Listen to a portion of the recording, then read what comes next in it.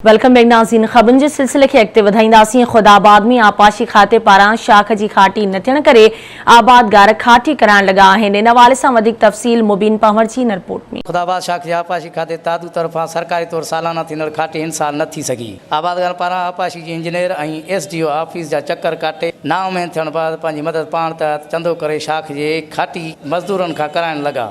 उन दौरान आबादगारनि जो चवणु हो मां गरीब गुरबा थी गॾिजी असां बि खाटी खणायूं हुकूमत जे कुझु कोन थी करे असांखे पाणी मिले कोन थो बचड़े हलूं गरीब मूं छा कयूं काॾे वञूं। असांजी जेका खाटी पई थी हले असां पंहिंजे खीसे मां पंहिंजी मज़दूरी मां असां जेके ग़रीब हारी नारी ज़मीनदार वीचारा आहिनि जेकी उन्हनि पंहिंजी मदद पाण तौर ते हे खाटी पैदा कराइनि ऐं असांखे आला अमलदारनि जे तरफ़ खां को बि असांखे माना सहूलियत न ॾिनी वई आहे, न खाटी कराइण जे लाइ न को जेको चीफ इंजीनियर आहे जेको उनखे बि असां अपील था कयूं साईं मुराद अली शाह साहिब खे अपील था कयूं त महिरबानी करे इरिगेशन ऑफिसरनि खे चवनि त असांजी का सहायता कई वञे, असांखे पाणी पहुचाए वञे। खुदाबाद शाख ते का बि पाणी जी सिट कोन्हे का जो असांजा के सासी या जानवर पाणी पी सघनि। इंजीनियर साहब ॾे असां पंध कया त बाबा खुदाबाद शाख जी खाटी कराइजो।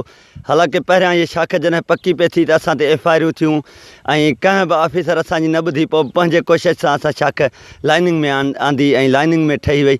पर हाणे सॼी सिल्ट थी वई आहे, खाटी नथा ॾियनि। हर सीज़न ते 6 माहे ते सरकारी खाटी जा पैसा ईंदा आहिनि पर ऑफिसर खायो था वञनि। इंजीनियर ख़बर न आहे त बाअसर माण्हू आहे या कंहिं मेन सियासी नुमाइंदे जो रखायल आहे जो हू असां खातेदारनि जी नथो ज़मीनदार आहियूं असां पाण सभई फोड़ी करे असां पंहिंजी खाटी खणायूं था। असां विया आहियूं को बि ऑफिसर ऑफिस में कोन्हे, उन जे करे असां पंहिंजी पाण मदद पाण था कयूं।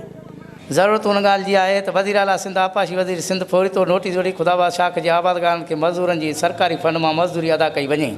आपाशी MLA दादू जे ख़िलाफ़ जांच कराई वञे। कैमरामैन नवीद पंवर सां गॾु मुबीन पंवर, आवाज़ न्यूज़, खुदाबाद।